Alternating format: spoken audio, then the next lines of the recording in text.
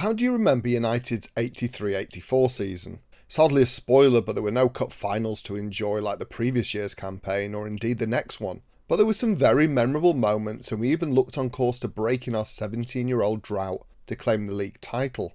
So following on from the 82-83 campaign, United were the FA Cup holders. Further, they'd been finalists in the League Cup, now due to sponsorship, also known as the Milk Cup.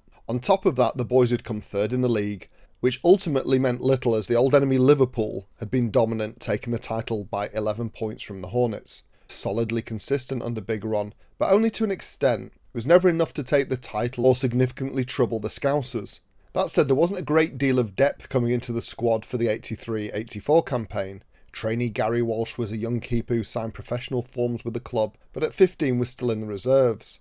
Arthur Graham was signed after a season in the second tier with Leeds, but at 30, almost 31, he wasn't one for the future and had seen better days. The only other signing was an understudy to keeper Gary Bailey, as Jeff Whelans came in from Birmingham City.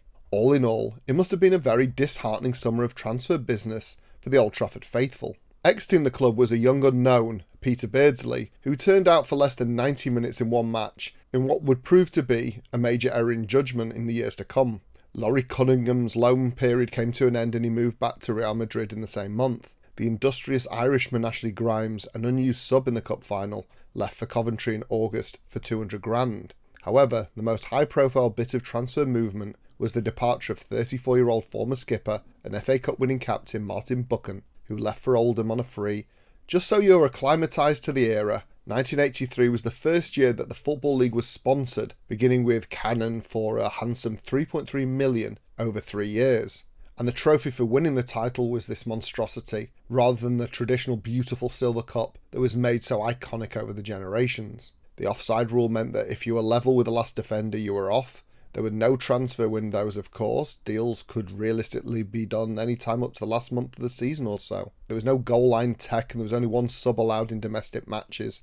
The football season opener was the Charity Shield between Cup winners United and league champions Liverpool. In a packed hot Wembley, remarkably for those days, 4 subs could be named. A brace from skipper Brian Robson decided the match. The 2-0 win inflated Old Trafford title talk already.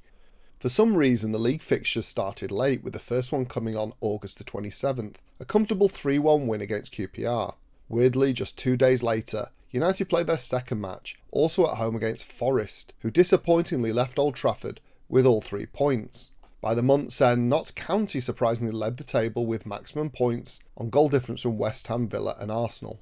Into September, we started to find some form. There were 2 fine away wins, first at Stoke thanks to an Arnold Muren goal, and then even more impressively at Highbury, where we won 3-2. Our perfect month continued with a comfortable 2-0 victory over Luton at Old Trafford. However, there was a setback at the Dell, as the Saints ran away with an early 2-0 lead, finishing us off at 3-0. We bounced back here against Liverpool at Old Trafford with a 1-0 win thanks to this Frank Stapleton finish.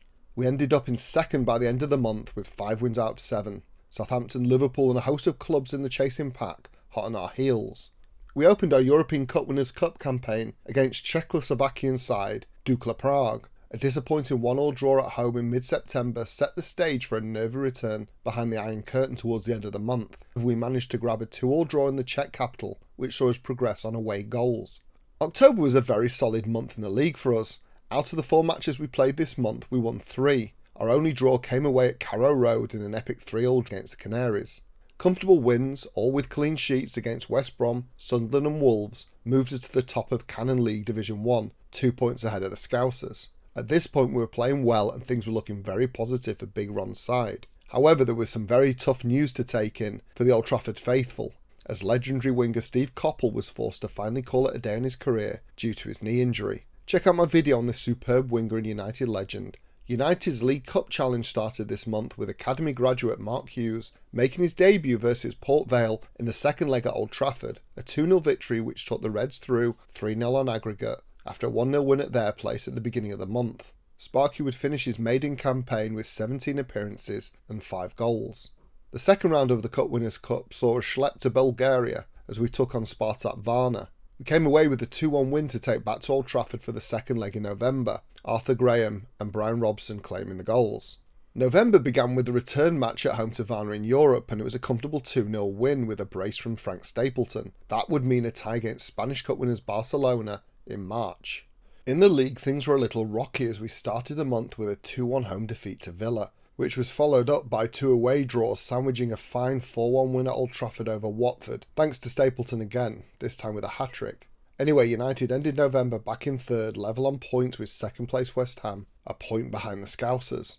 This was a month that we tried to improve our firepower, taking Garth Crooks on loan from Spurs until the January. We had a kind draw in the Milk Cup, third round, dispatching Colchester 2-0 on the road. At the end of the month, we met our fourth round opponents, second tier Oxford United. After 2 draws, first away, then at home, both 1 apiece, it was back to the Manor Ground for a third go. On that occasion, we failed, losing 2-1. Talking about Oxford United, their chairman Robert Maxwell bid for United in December for an amount in the region of £10 million. Whilst accepted by Martin Edwards, fortunately the deal broke down. Back to the league, we started with another hiccup, a 1-0 home defeat to an average Everton side. That said, it would be our last loss in the First Division until the last day of March, as we went on a run of 16 matches unbeaten, albeit almost half were draws, something that would come back to haunt us at the season's end. Following the Everton defeat, we won back-to-back matches at Portman Road and then at home to Spurs. 2 poor draws though, one at almost relegated Coventry and the other at actually relegated Notts County at the season's end. A tight win at home to Stoke saw us second by 3 points to Liverpool on New Year's Eve, exactly halfway through the league campaign. January signalled the start of the FA Cup for the top 2 tiers of the Football League, and on paper we had a kind draw, an away tie at lowly Bournemouth. However, we gave up our defence of the trophy cheaply, 2-0. In an upset that reverberated for years, we were left with the League and Cup Winners' Cup to focus on from then on. The rest of the month was generally disappointing.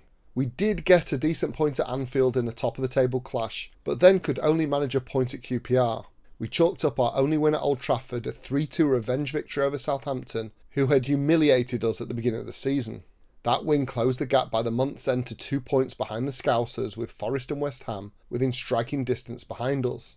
On paper, United should have won all 5 games in February, but instead it was just more of the same, unbeaten with too many draws. The tied matches came against mid-table Norwich, but also at Birmingham and Wolves. Both clubs would be relegated by the end of the season.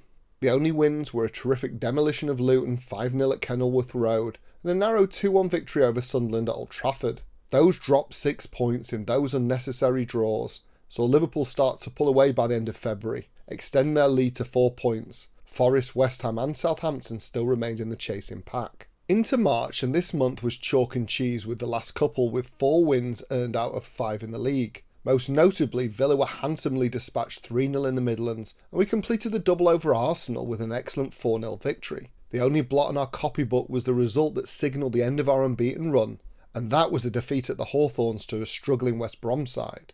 That loss prevented us wresting back the lead from Liverpool, who continued at the top by 2 points, but now with a sizable gap from Forest back by 7 points in third. Returning back into European competition after a winter break, at the beginning of March the boys travelled to the Camp Nou to face Catalan opposition. It was a comprehensive 2-0 defeat, and things didn't look good for the return a fortnight later. What made it worse was all the talk about our talismanic skipper Brian Robson on the back of all the tabloids about an audacious Juve bid which could have led to distraction in between the 2 legs. However, that just seemed to motivate him, his teammates and the Stretford end, who described the return leg at Old Trafford as the most electric night ever. The deficit was overturned in part thanks to some questionable defensive and keeping efforts, but the rest was pure grit, determination and talent, as a brace from Captain Marvel and a winner from Frank Stapleton made it 3-0 on the night and 3-2 on aggregate. April would prove to be a heartbreaking month, and you could argue that was down to the influence of Brian Robson and the fact he would be out of action just when we needed him the most. He would play just 4 more matches till the end of the season. The Cup Winners' Cup semi-final was against Juventus, and after a 1-1 draw at home, the boys travelled hopefully to Turin for the return leg. Both legs didn't feature the skipper, but the Old Trafford board did give him permission to travel to Juventus to talk to the Italians. However, there was a massive £3 million price tag on his head, which Juve would not meet, and the transfer talk petered out, extinguished fully after Robbo signed a new contract. The game itself, the second leg in Turin, well, that was a heartbreaking last-minute loss. Having equalised to an early Juventus strike, Paolo Rossi scored in the last minute to put us out 3-2 on aggregate. Robbo did score the winner in a 1-0 win over Birmingham in the first league match of the month before picking up that hamstring injury which kept him out. Typically, United would earn just 5 more points from the next 12 available, with a solid win over Coventry, Mark Hughes making his mark with a brace, but 2 disappointing draws against Watford and West Ham, as well as a shock defeat to Notts County, did for us. However, there was still hope as United remained just 2 points behind the leaders with 4 games to go. Win them all, and there was a chance of a first league title in 17 years. It wasn't to be. Without their influential skipper, which arguably led to a poor run of form, this meant that the Scousers eventually won the league with 80 points, just 3 ahead of Southampton, who recorded their best ever league finish till today. This relatively low total, very small by today's standards, suggested that United, who had been first or second for most of the season, handed the title to our bitter rivals, rather than them dominating as they'd done a number of times during the era. We can always blame injuries, but whether it was under the Docks, Sexton, Big Ron, or even Fergie before he broke this hoodoo, we just didn't have the mental strength to see things through. So that was my season as a United fan, 1983-84. What did that campaign mean to you? Comment below and like, share and subscribe. Thank you as always for your support.